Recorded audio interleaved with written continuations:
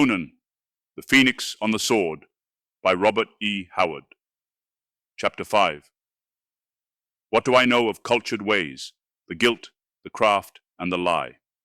I, who was born in a naked land and bred in the open sky. The subtle tongue, the sophist guile, they fail when the broadswords sing. Rush in and die, dogs, I was a man before I was a king. The Road of Kings. Through the silence which shrouded the corridor of the royal palace stole 20 furtive figures. Their stealthy feet, bare or cased in soft leather, made no sound either on thick carpet or bare marble tile. The torches which stood in niches along the halls gleamed red on dagger, sword, and keen-edged axe. "Easy all!" hissed Ascalante. "Stop that cursed loud breathing, whoever it is. The officer of the night guard has removed most of the sentries from these halls and made the rest drunk, but we must be careful just the same. Back! Here come the guard!" They crowded back behind a cluster of carven pillars, and almost immediately 10 giants in black armor swung by at a measured pace. Their faces showed doubt as they glanced at the officer who was leading them away from their post of duty. This officer was rather pale. As the guard passed the hiding places of the conspirators, he was seen to wipe the sweat from his brow with a shaky hand. He was young, and this betrayal of a king did not come easy to him. He mentally cursed the vainglorious extravagance which had put him in debt to the money-lenders and made him a pawn of scheming politicians. The guardsmen clanked by and disappeared up the corridor. "Good," grinned Ascalante. "Conan sleeps unguarded. Haste. If they catch us killing him, we're undone, but few men will espouse the cause of a dead king." "Aye, haste!" cried Rinaldo, his blue eyes matching the gleam of the sword he swung above his head. "My blade is thirsty. I hear the gathering of the vultures. On!" They hurried down the corridor with reckless speed and stopped before a gilded door which bore the royal dragon symbol of Aquilonia. "Gromel!" snapped Ascalante. "Break me this door open." The giant drew a deep breath and launched his mighty frame against the panels, which groaned and bent at the impact. Again he crouched and plunged.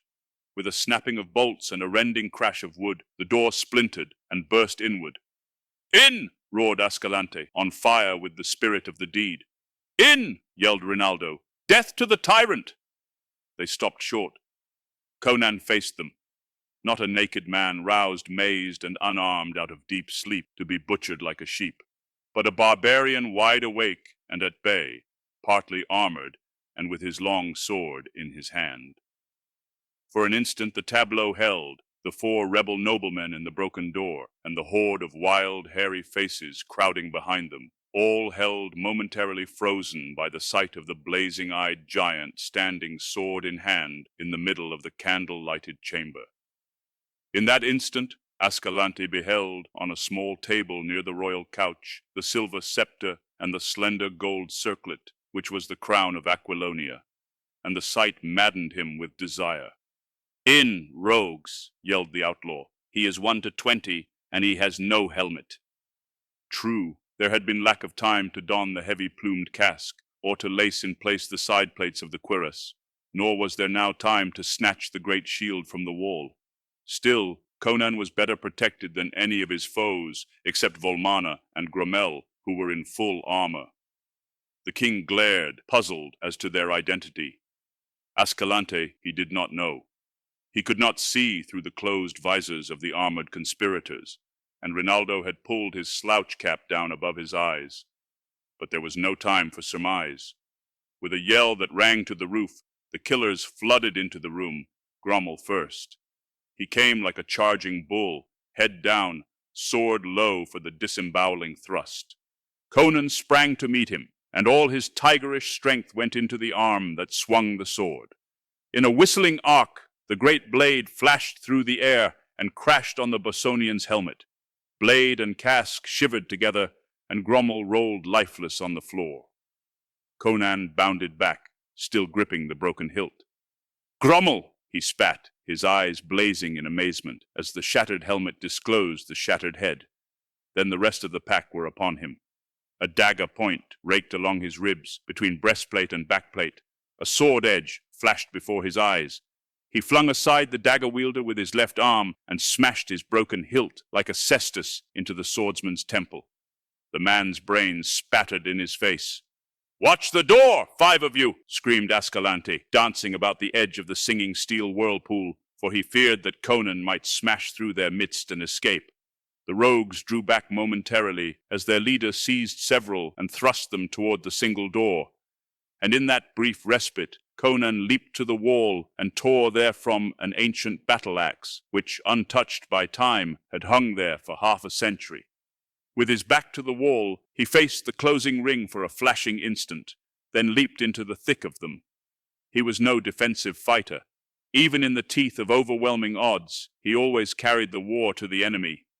Any other man would have already died there, and Conan himself did not hope to survive, but he did ferociously wish to inflict as much damage as he could before he fell. His barbaric soul was ablaze, and the chants of old heroes were singing in his ears. As he sprang from the wall, his axe dropped an outlaw with a severed shoulder, and the terrible backhand return crushed the skull of another. Swords whined venomously about him, but death passed him by breathless margins. The Cimmerian moved in a blur of blinding speed. He was like a tiger among baboons as he leaped, sidestepped, and spun, offering an ever-moving target, while his axe wove a shining wheel of death about him.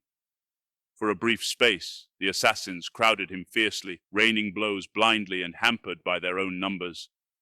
Then they gave back suddenly. 2 corpses on the floor gave mute evidence of the king's fury, though Conan himself was bleeding from wounds on arm, neck, and legs. "Knaves!" screamed Rinaldo, dashing off his feathered cap, his wild eyes glaring. "Do ye shrink from the combat? Shall the despot live? Out on it!" He rushed in, hacking madly. But Conan, recognizing him, shattered his sword with a short, terrific chop, and with a powerful push of his open hand, sent him reeling to the floor. The king took Ascalante's point in his left arm, and the outlaw barely saved his life by ducking and springing backward from the swinging axe. Again the wolves swirled in, and Conan's axe sang and crushed. A hairy rascal stooped beneath its stroke and dived at the king's legs. But after wrestling for a brief instant at what seemed a solid iron tower, glanced up in time to see the axe falling, but not in time to avoid it. In the interim, one of his comrades lifted a broadsword with both hands and hewed through the king's left shoulder plate, wounding the shoulder beneath. In an instant, Conan's cuirass was full of blood. Volmana, flinging the attackers right and left in his savage impatience, came plowing through and hacked murderously at Conan's unprotected head. The king ducked deeply, and the sword shaved off a lock of his black hair as it whistled above him. Conan pivoted on his heel and struck in from the side. The axe crunched through the steel cuirass, and Volmana crumpled with his whole left side caved in. "Volmana!" gasped Conan breathlessly. "I'll know that dwarf in hell." He straightened to meet the maddened rush of Rinaldo, who charged in wild and wide open, armed only with a dagger. Conan leaped back, lifting his axe. "Rinaldo!" His voice was strident with desperate urgency. "Back! I would not slay you." "Die, tyrant!" screamed the mad minstrel, hurling himself headlong on the king. Conan delayed the blow he was loth to deliver, until it was too late. Only when he felt the bite of the steel in his unprotected side did he strike, in a frenzy of blind desperation. Rinaldo dropped with his skull shattered, and Conan reeled back against the wall, blood spurting from between the fingers which gripped his wound. "In, now, and slay him!" yelled Ascalante. Conan put his back against the wall and lifted his axe. He stood like an image of the unconquerable primordial, legs braced far apart, head thrust forward, one hand clutching the wall for support, the other gripping the axe on high, with the great corded muscles standing out in iron ridges, and his features frozen in a death snarl of fury, his eyes blazing terribly through the mist of blood which veiled them. The men faltered, wild, criminal, and dissolute though they were, yet they came of a breed men called civilized, with a civilized background. Here was the barbarian, the natural killer. They shrank back. The dying tiger could still deal death. Conan sensed their uncertainty and grinned mirthlessly and ferociously. Who dies first? He mumbled through smashed and bloody lips. Ascalante leaped like a wolf, halted almost in midair with incredible quickness, and fell prostrate to avoid the death which was hissing toward him. He frantically whirled his feet out of the way and rolled clear as Conan recovered from his missed blow and struck again. This time the axe sank inches deep into the polished floor, close to Ascalante's revolving legs. Another misguided desperado chose this instant to charge, followed half-heartedly by his fellows.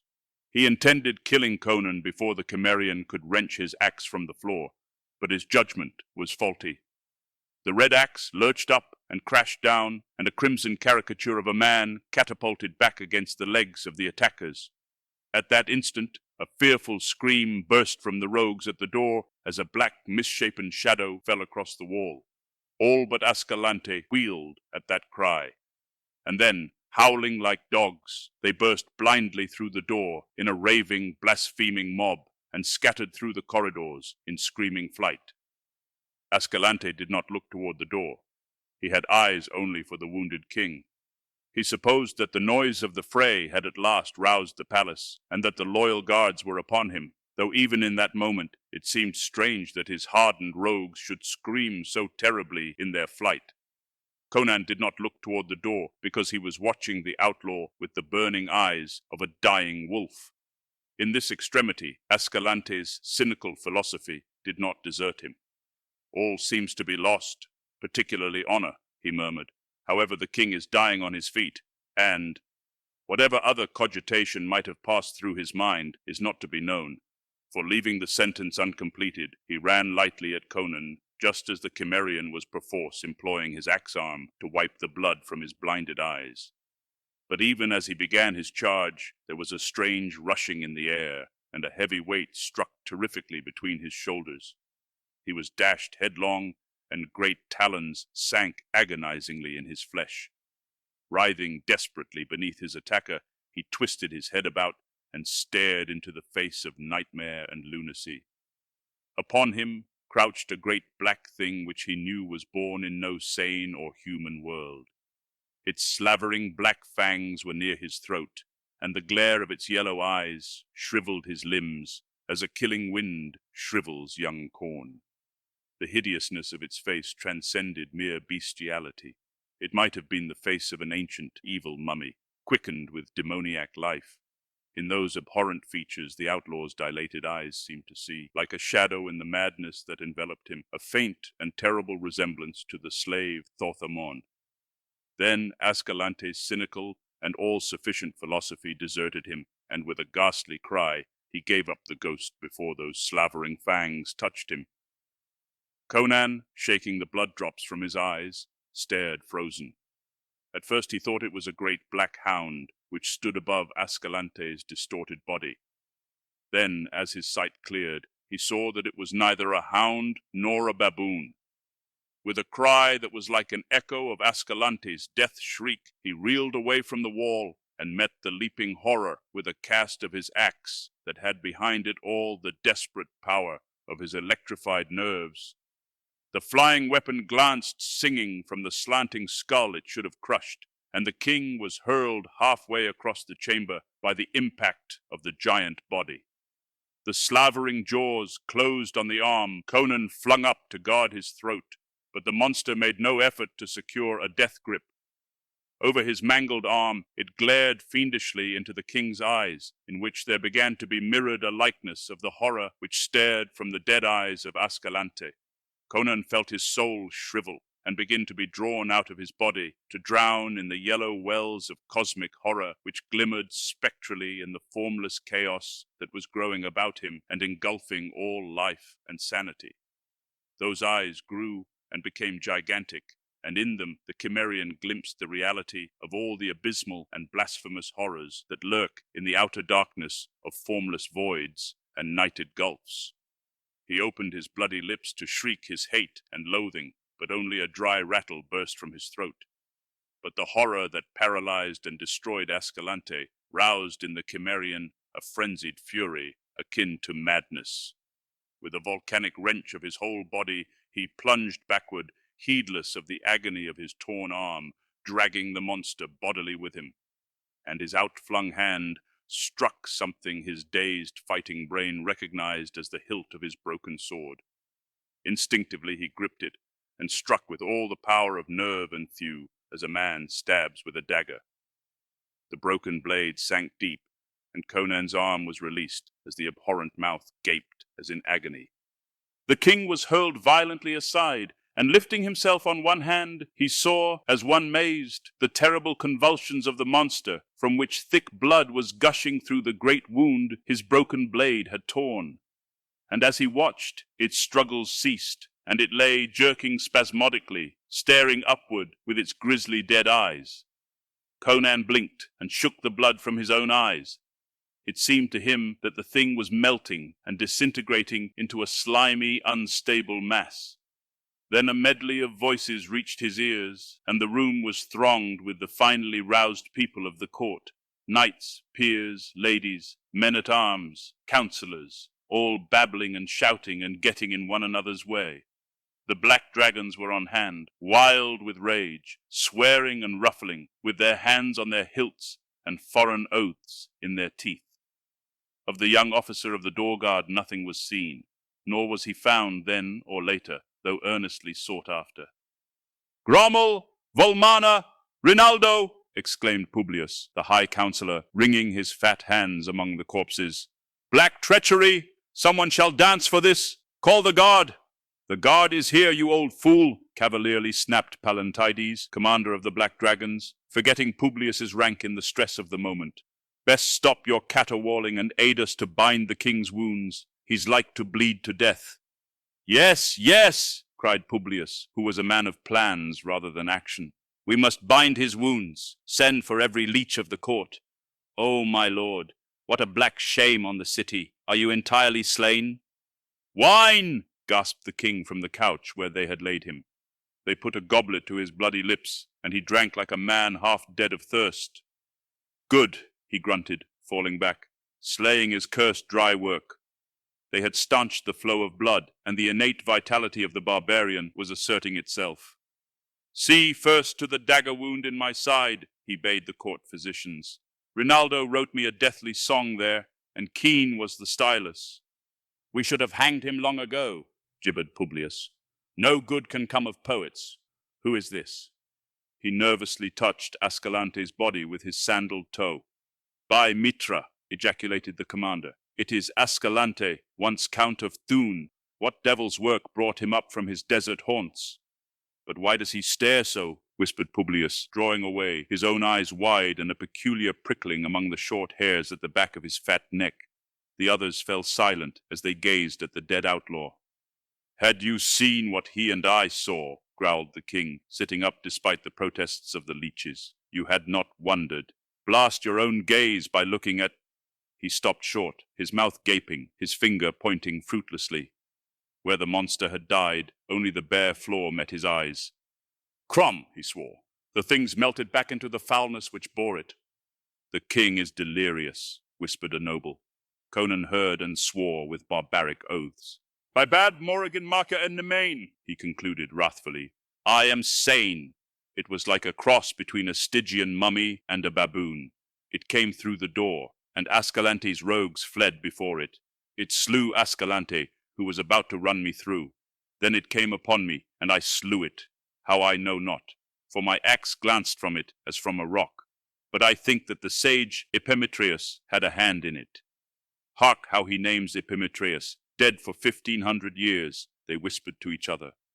"By Ymir," thundered the king, "this night I talked with Epimetheus.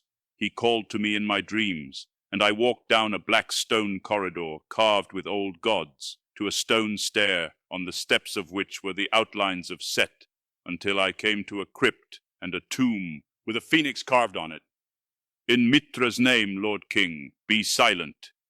It was the high priest of Mitra who cried out, and his countenance was ashen. Conan threw up his head like a lion, tossing back its mane, and his voice was thick with the growl of the angry lion.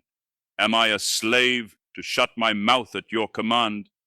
"Nay, nay, my lord!" The high priest was trembling, but not through fear of the royal wrath. "I meant no offense. He bent his head close to the king, and spoke in a whisper that carried only to Conan's ears. "My lord, this is a matter beyond human understanding.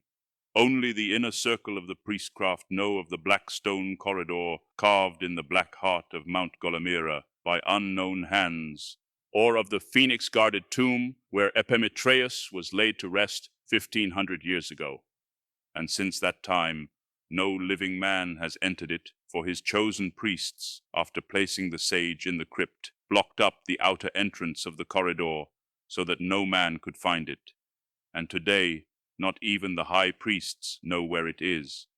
Only by word of mouth, handed down by the high priests to the chosen few, and jealously guarded, does the inner circle of Mitra's acolytes know of the resting place of Epimetreus in the black heart of Golomira. It is one of the mysteries on which Mitra's cult stands. I cannot say by what magic Epimetreus brought me to him, answered Conan, but I talked with him, and he made a mark on my sword. Why that mark made it deadly to demons, or what magic lay behind the mark, I know not. But though the blade broke on Grommel's helmet, yet the fragment was long enough to kill the horror.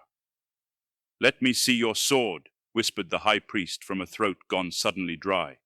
Conan held out the broken weapon, and the high priest cried out and fell to his knees. Mitra, guard us against the powers of darkness, he gasped. The king has indeed talked with Epimetreus this night. There on the sword, it is the secret sign none might make but him, the emblem of the immortal phoenix, which broods forever over his tomb. A candle, quick, look again at the spot where the king said the goblin died.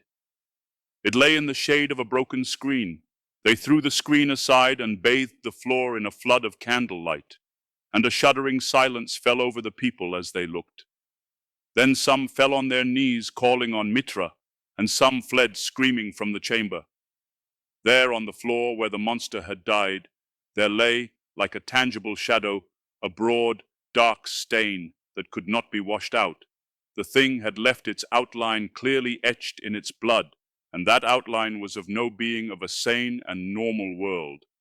Grim and horrific it brooded there, like the shadow cast by one of the apish gods that squat on the shadowy altars of dim temples in the dark land of Stygia.